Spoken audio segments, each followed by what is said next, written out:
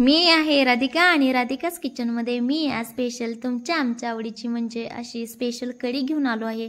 तर मी इथे फक्त कढीच घेऊन नाही आलो तर मी कढी पकोडी घेऊन आलो आहे। चला तर मग लगेच सोप्या पद्धतीमध्ये रेसिपीला सुरुवात करूया। चला तर मग साहित्य पाहूया। इथे मी दही घेतला आहे 1 वाटी आणि त्याच्यामध्ये 2 वाटी पाणी घालून घेतले आहे। इथे 1 कांदा उभा चिरून घेतला आहे, 1 वाटी बेसन घेतला आहे, तेल घेतला आहे, कढीपत्ता, कोथिंबीर, आलं लसूण पेस्ट, मिरची घेतली आहे, मीठ, मोहरी, हळद आणि जिरे घेतले आहेत। चला तर मग रेसिपीला सुरुवात करूया। आता इथे मी ताक केला आहे, त्याच्यामध्ये हळद घालून घेणार आहे, 2 ते 3 चम्मच बेसन पीठ घालून घेणार आहे आणि थोडंसं मीठ घालून घेणार आहे। आता हे सगळं व्यवस्थित आपल्याला मिक्स करून घ्यायचं आहे।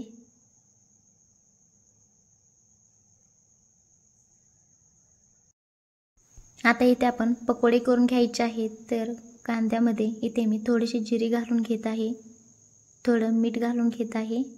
मिठाची काळजी घ्यायची, पहिले आपण वापरलं आहे। आता इथे थोडी हळद घालून घेणार आहे आणि इथे मी सगळं बेसन वापरणार आहे। आता हे थोडंसं पाणी घालून आपल्याला मिक्स करून घ्यायचं आहे। इथे तुम्ही बिना कांदा वापरता प्लेनच करू शकता, फक्त पिठाचे, पण मला कांदा घातलेले आवडतात म्हणून इथे मी कांदा घातला आहे। आता इथे तेल गरम झाले आहे का आपण चेक करूया। तर तेल गरम झालं आहे। आता तुम्हाला हव्या तेवढ्या साईजमध्ये तुम्ही इथे भजी सोडू शकता। मी मीडियम साईज सोडत आहे, तुम्ही लहान किंवा मोठी तुमच्या आवडीनुसार करू शकता। आता ही भजी फ्राय होण्यासाठी फक्त 7 ते 8 मिनिटं लागतात। इथे मी मीडियम फ्लेमवरती भजी फ्राय करून घेणार आहे।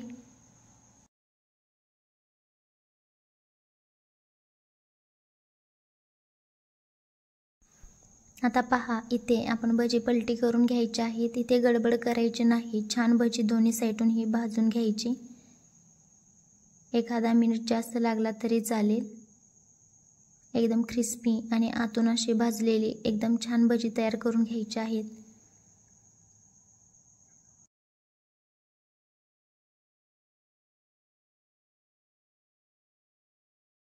तर पहा किती छान भजी भाजून तयार आहेत। आता आपण इथे काढून घेऊया भजी।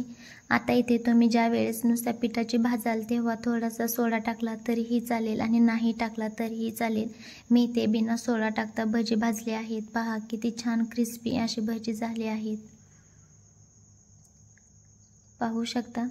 ही अशीच आपण ज्या वेळेस चहा सोबत खायला करतो सेम अगदी त्याच पद्धतीत झाले आहेत आपली कांदा भजी। आता इथे तेल गरम झालं आहे, याच्यामध्ये मोहरी घालून घेऊया। मोहरी तडतडली, थोडीशी हलवून घ्यायची आहे मोहरीला। पहा किती छान तडतडली आहे मोहरी, इथे व्यवस्थित भाजली गेली आहे। आता इथे कढीपत्ता घालून घ्यायचा आणि गॅसची फ्लेम इथे मिडियमवरती ठेवायची। कढीपत्ता ही व्यवस्थित भाजून घ्यायचा।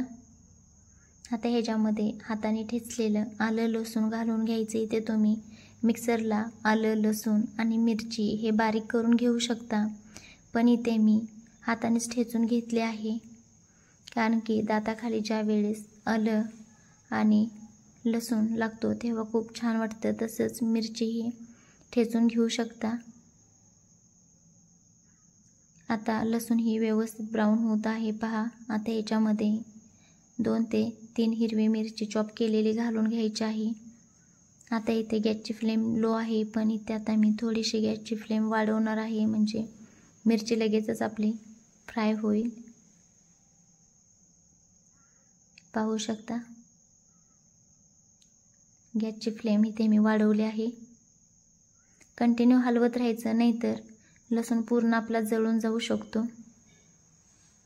पहा मिरची आता इथे व्यवस्थित फ्राय झाली आहे। आता आपण याच्यामध्ये मीठ घालून घ्यायचं आहे। मिठाची काळजी घ्यायची, आपण सुरुवातीला ही ताकामध्ये घातले आहे आणि भज्यामध्येही घातलं आहे म्हणून इथे थोडं घालायचं प्रमाण। आता वरून कोथिंबीर घालून घ्या आणि थोडीशी हळद। आता हे सगळं व्यवस्थित मिक्स करून घ्यायचं आहे। इथे गॅसची फ्लेम मिडियमवरती आणायची आहे, लोला, कारण की हळद जळून जाईल म्हणून। आता इथे आपण जे सगळं मिक्स केलं होतं ताकामध्ये. आता ताक व्यवस्थित हलवून ह्याच्यामध्ये ओतून घ्यायचं आणि कंटिन्यू हलवून घ्यायचं, नाहीतर खाली गुठळ्या लागू शकतात. आता इथे थोडंसं पाणी वाढवू शकता तुम्ही, आणि तुम्हाला नसेल वाढवायचं तर वाढवू नका. इथे मी थोडं पाणी वाढवून घेणार आहे आणि इथे मी थंड पाण्याचा वापर करणार आहे.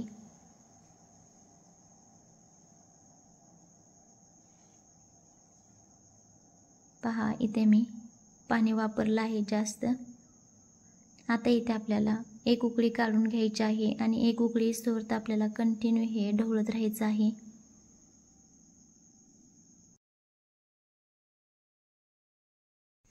आता पहा कढीलाही एक उकळी छान आली आहे आणि आता ह्याच्यामध्ये आपण जे पकोडे बनवले होते ते घालून घ्यायचे आहे. तिथे तुम्ही आवडीप्रमाणे करू शकता कमी जास्त. इथे मी अगोदर थोडे घातले आहेत आणि थोडे शिल्लक ठेवले आहेत. आता आपण ह्याच्यावरती तडका देऊ. तर मी तडका पॅनमध्ये तेल गरम करून घेतलं आहे आणि ते 2 ते 3 हिरव्या मिरच्या मी हाताने ठेचून घेतल्या आहेत. तसेच मी काश्मीरी मिरची 2 ते 3 त्याही हाताने कट करून त्याच्यातल्या बी काढून घेतल्या आहेत. पहा किती छान इथे तडतडत आहे.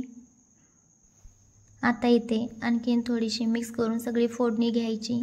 इथे तुम्ही आता हिंगचाही वापर करू शकता आणि थोडा आपला घरचा लाल तिखट मसाला त्याचाही वापर करू शकता.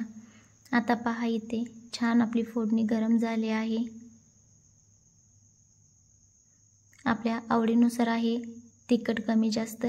आता ह्याच्यामध्ये वरून मी कोथिंबीर घालून घेतली आहे थोडी, आणि थोडी शिल्लक ठेवली आहे. आता हेही सगळं व्यवस्थित मिक्स करून घ्यायचं आहे.